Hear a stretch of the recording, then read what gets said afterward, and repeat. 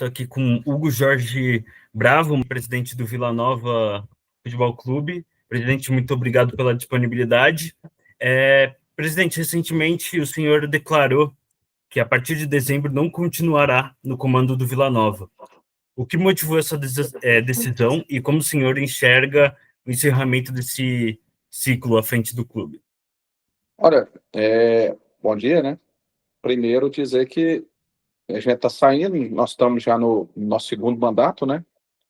E por força de estatuto, a gente não... O Vila admite apenas uma recondução. E não somente por isso, acho também que precisa dar uma oxigenada, né? Uhum. Mas todo o trabalho que nós fizemos, a gente pretende continuar aí. Nós sempre trabalhando aqui no senso de grupo, né? Nós temos um grupo, nós nunca fizemos nada sozinho. E a gente pensa em estar participando de forma ativa junto desse grupo aí na continuidade aí vamos dizer assim, dessa gestão. Presidente, para muitos torcedores e para mim também, o senhor é um presidente histórico no futebol brasileiro, não apenas no seu trabalho do Vila Nova, mas também pelo seu papel decisivo na descoberta de esquemas de apostas que deu a origem da Operação Penalidade Máxima e posteriormente virou tema da CPI, da manipulação de resultado. Como o senhor conseguiu reunir essas informações e como foram os bastidores dentro do clube durante este processo? Foi final do Campeonato Brasileiro de 2022, né? A gente recebeu uma notícia, assim, aqui internamente, né, de que teria tido essa tentativa de manipulação aqui no nosso clube. Né, que um atleta nosso teria recebido dinheiro, teria recebido uma proposta, né, para estar participando ali de um pênalti no primeiro tempo, e que não teria acontecido, e que ele, naquele momento, estaria sofrendo ameaças de morte aí por não ter Aceitado. levado esse plano adiante. Na verdade, ele aceitou, não conseguiu, foi arrumar atleta que iria executar o plano dele. Creio que no primeiro momento nós tínhamos até a intenção de utilizá-lo na partida, e aí ele mesmo acho que faria a ação, mas num determinado momento ele não foi convocado para a partida, e por essa razão ele começou a procurar outros colegas para estar executando vamos dizer assim, esse ato dentro da partida, né? Não conseguiu encontrar, havia ali uma combinação de outros duas partidas, né, que teria que ter a mesma ação, né, que seriam pênaltis no primeiro tempo. Aconteceu nessas outras duas partidas e na partida do Vila não conseguiu, como não tinha ali o atleta para fazer, e esse lance também, ocasionalmente, também não aconteceu durante a partida, caiu a aposta, né? Os apostadores fizeram ali uma aposta mais vultuosa, prometeu para esses outros que cumpriram, entre aspas, a missão ilegal, e isso aí gerou essas ameaças. E aí, então, chegou ao meu conhecimento, e aí, a partir daí, eu busquei ele até de forma rápida, inteirar da veracidade, né, dessa informação, e busquei ali mais detalhes para tentar identificar aspectos de autoria e materialidade, né?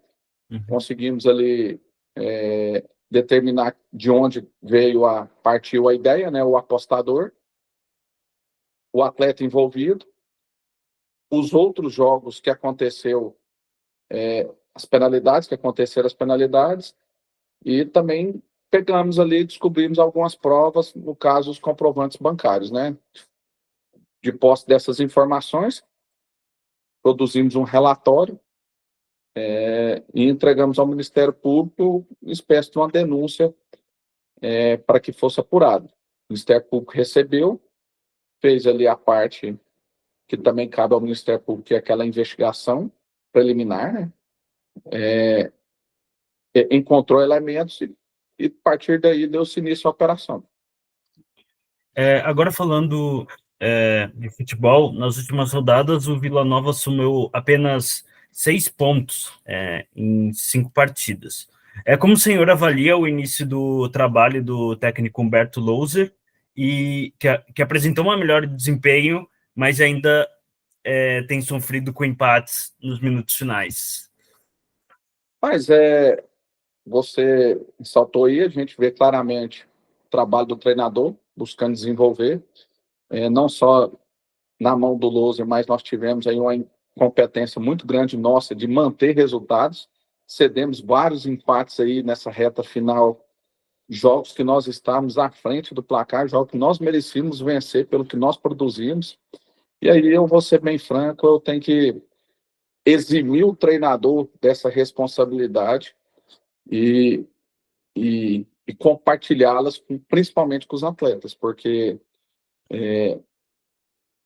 acredito que a equipe ela tem sido bem escalada, os treinos têm sido bem executados, a forma de jogar de acordo com o adversário tem encaixado, tanto que a gente tem tido os volumes ofensivos, mas os erros individuais e aí foge completamente do controle do treinador, tem prejudicado bastante.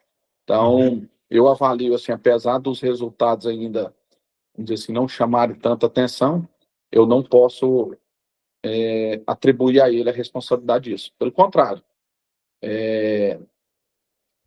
goza do nosso prestígio, e eu penso que, dando uma continuidade a esse grupo nosso de gestão no clube, ele é o nosso será o nosso treinador de 2026, como eu disse, respeitando, lógico, o processo eleitoral, mas na continuidade desse grupo, não vejo nenhum problema e acho que é um dos treinadores top de Série B. E qual era a sua meta no início do Brasileirão Série B? Cara, que a nossa meta sempre foi buscar o acesso. Em determinados momentos, a gente vê aí, cara, tem que ser muito, me desculpa a expressão aí, muito idiota, muito cara imbecil, porque quando a gente falava assim, nós queremos chegar logo nos 45 pontos, né? Uhum. E aí, às vezes, teve imbecil que nos interpretou de forma, falando que o nosso único objetivo era a manutenção e que isso aí contaminaria o grupo, que a gente não tinha ambição nenhuma. Então, assim, tremendos de desavisados, idiotas, porque para a gente, primeiro, chegar no tão sonhado, quase que esse número mágico que se tornou a Série B, esses 63, 64, a gente precisa passar pelos 45. E quando eu falava que esse era o nosso objetivo, chegar rápido, é porque vamos dizer assim, quem entra numa competição, ele busca, vamos dizer, sempre se almeja o mais, mas na Sim. pior das hipóteses é a permanência. Então, e aí em alguns momentos foi mal interpretado. Assim, acho até volto a repetir, um bando de idiota, porque a gente sempre deixou isso muito bem claro, né? E assim, ninguém mais do que nós, que estamos à frente, sabemos das dificuldades, sabemos o quanto uma Série A muda o, o aspecto do clube, muda uma cultura, muda a sua estrutura. Ninguém mais do que nós seríamos os maiores interessados nisso. E em relação à arbitragem dessa edição de Série B, qual a sua avaliação geral até aqui da Ridículo. arbitragem? A arbitragem muito ruim, muito ruim. Fomos prejudicados. Cara, eu não vejo assim, às vezes, tem má fé, tem esquema, às vezes pode ser até que tenha, entendeu? Mas nunca vi nenhuma fumaça disso. Mas a capacidade, vamos dizer assim, nós fomos prejudicados aqui. Então, por exemplo, num campeonato de 38 rodadas, não que você torça por isso. Pelo contrário, eu sou o maior defensor do VAR. Eu acho que quanto mais ferramentas você tem para fazer um jogo justo, ok. E o VAR é uma delas. Mas o que mais me chateia é porque a arbitragem nossa ela não tem critério nenhum. Então, o que o árbitro. E o pior de tudo isso é você não ter critério nem dentro da própria partida. Então, nunca para 38 rodadas, você achar que você vai passar 38 rodadas ilesas e não ter de arbitragem, Eu acho que isso aí é praticamente impossível. E você acha que o Vila Nova foi prejudicado e deixou de ganhar quantos pontos com erro de arbitragem? Então, nós tivemos um erro gravíssimo de arbitragem contra o Novo Horizontino, erro gravíssimo. Nós tivemos um jogo em casa, um jogo fora contra o Atlético Paranaense. Lógico que o Atlético Paranaense era favorito, mas lance que antecedeu o gol do Atlético Paranaense, um escanteio na frente do juiz, o juiz não dá um escanteio. Teve uma outra partida dentro de casa que estou tentando rememorar aqui o jogo, que também eu entendo que a gente foi prejudicado. Contra o Atlético, a gente foi prejudicado. Teve um jogo que o árbitro, até aquele Fernando, um árbitro do Pará, apitou, já foi uma tragédia o jogo dele, que colapso. Cara, extremamente arrogante, porque o árbitro, às vezes, não é só aquele lance capital, cara, ele te trava o jogo inteiro. Ele não deixa o seu jogo fluir, ele amarela a sua linha defensiva completamente, ele te arrebenta sem ter um lance capital. E, e nós fomos prejudicados. Então, assim, eu vejo a arbitragem brasileira, vamos dizer assim, na mesma, apesar de ter ali o presidente lá, o Rodrigo Sintra, um cara bem intencionado, tem buscado, mas eu não vejo critérios de um jogo para o outro, eu não vejo, vamos dizer assim, infelizmente eu não sinto melhora. A expectativa com essa nova gestão da CBF é de que vocês possam, criou-se agora um grupo de trabalho aí da arbitragem, a gente vê, pelo menos, tentativa vamos dizer, de melhora. Então a gente fica sempre na expectativa, somos otimistas por natureza, mas muito ruim. Agora vamos falar de gestão. O balanço financeiro de 2024 apontou um déficit de 18,8 milhões de reais. Como está a sua situação financeira do clube neste ano e se houve uma melhora?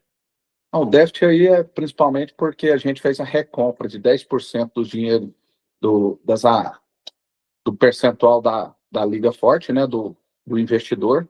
Uhum. Ele entra nesse balanço contábil, mas ele não representa, vamos dizer, esse déficit real, Sim. Entendeu? Então, ele foi lançado um superávit um ano, porque iria vir um dinheiro ali, e esse déficit aí foi decorrente da recompra desse percentual da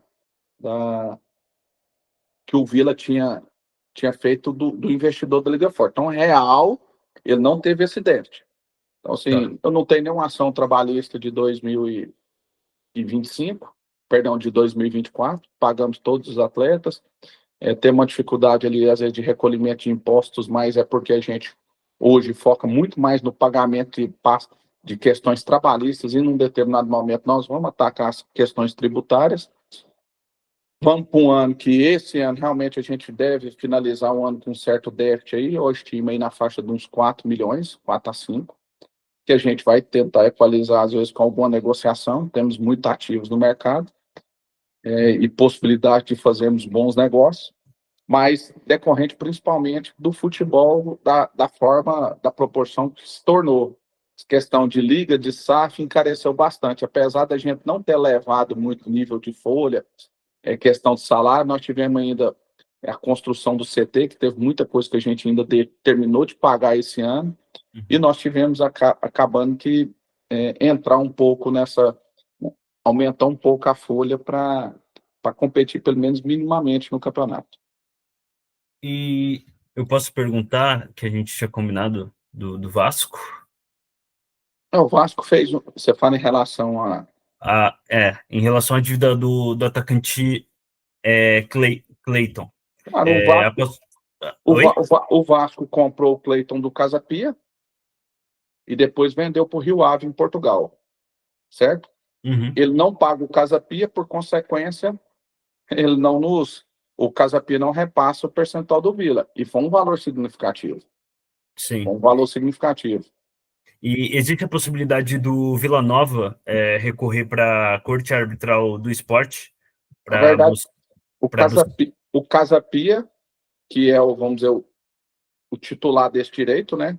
Porque a transação é Casa Pia e Vasco, o Vila está tentando habilitar como terceiro interessado nessa ação. para a gente estar acompanhando e vendo o desfecho. O Vasco alega recuperação judicial, mas aí eu não posso garantir 100%, né? Mas eu acho que o Vasco até recebeu uma parte do Rio Ave, mas não pagou nem o Casa Pia, entendeu? Como isso prejudica o Vila Nova, né? É um valor alto, né? De 2,5 milhões de reais. Mas se você for pensar que eu estou falando em terminar um ano com déficit de 4 a 5 milhões, já seria metade, né? Então me atrapalha porque a gente faz conta disso, né? A gente contabiliza com o valor desse aí. Um valor desse aí representa quase 10% da receita do clube no ano. Nós somos um clube aqui humilde e a gente, o atraso nisso aí, ele gera para nós um prejuízo grande. E para encerrar essa entrevista, o senhor acredita que a SAF é realmente o caminho para o Vila Nova superar essa crise financeira? Eu acho que é um bom caminho a depender de quem está por trás da SAF, né? Porque nós temos visto aí uma enxurrada de SAF, mas, ao meu ver, aí, muitas delas completamente irresponsáveis e descomprometidas com as instituições. Daqui 5, 10 anos vai estar o futebol brasileiro falando de regulamentar ainda mais SAF, de fazer os critérios, porque, vamos dizer, eu tenho visto muitas aí completamente irresponsáveis, promete mundos e fundos para clube de futebol, e nós sabemos que o futebol não é tão lucrativo. Da Como forma, a SAF do Vasco, né? A 77. não só somente a SAF do Vasco, mas de outros clubes aí do futebol brasileiro, agora recente aí, não sei, eu só estou falando o que eu vi na imprensa, a do América de Natal, né? Clubes tradicionais. Então, por exemplo, nós fizemos aí um negócio com a do Santa Cruz, falam que iria assumir, o investidor vai, promete para nós que vai pagar, aí esse investidor parece que já não está lá mais, o clube já não honra o compromisso, então, assim, para ficar... só que, diferentemente do modelo associativo, quando você vai passar, amigo, ainda é pior a responsabilidade dos clubes, entendeu? Então, vejo assim como positivo, mas a depender de quem. Sim. E a proposta da Reagir Investimentos, né? Que agora está acontecendo uma investigação policial, está completamente descartada a proposta? Olha só, quem toca essas questões de SAF aqui hoje é o presidente do conselho do clube. Na verdade, a proposta ela não veio propriamente da REAG, né? A REAG era uma administradora de um fundo de investimento, né? Uhum. Então, essa, com certeza, com toda essa polêmica da REAG, suspendeu suas negociações. Então, o que eu tenho para te informar é que ela, a priori, está suspensa, mas que quem está liderando esse processo aqui no clube é o presidente do conselho. Então é isso. Muito obrigado, presidente, pelas dúvidas que eu tive em relação ao Vila Nova. Parabéns pela sua gestão no Vila Nova. Para mim, você fez um trabalho excepcional e muito obrigado pela disponibilidade. Valeu, um abraço, obrigado. Um abraço.